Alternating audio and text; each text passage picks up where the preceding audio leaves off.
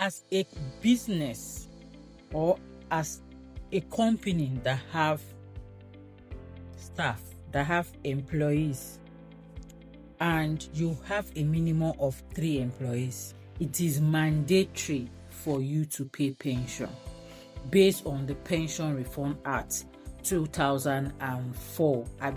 Pension Reform Act 2014, sorry, because it was amended 2014. You have to. And the due date for you to remit that pension that you've deducted is 7 days from the date you paid salaries. Now, if you pay salary on the 30th, let's say you pay salary 30th of August, right?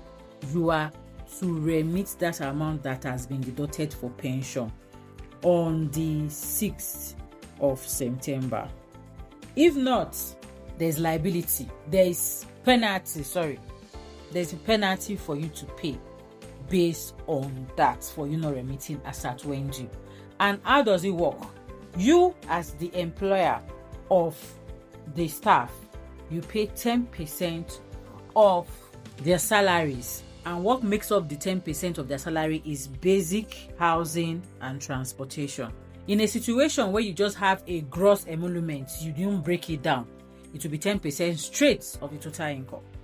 But in a situation where you have broken down their basic from their transport, from their housing, from entertainment, education, whatsoever, what you are liable to is 10% of the amount of basic housing and transportation.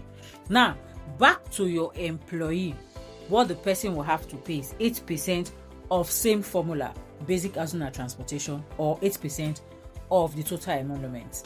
And it is compulsory and mandatory for your employee to register with a pension fund administrator. They have different pension funds. You have, I'm not marketing for anybody. There's a lot of pension funds you can remit to. So it's very important that you do that. And the penalty for not complying is 250,000 naira. Sorry, I want to read what the Act says. A person who contravenes any of this provision of the Act and where no penalty has been prescribed shall be liable to a fine of 250,000 naira. So you see, it's better you know this. The moment you have 3 staffs in your establishment, is liable, the onus is on you to ensure that they register with a PFA and they remit their pension.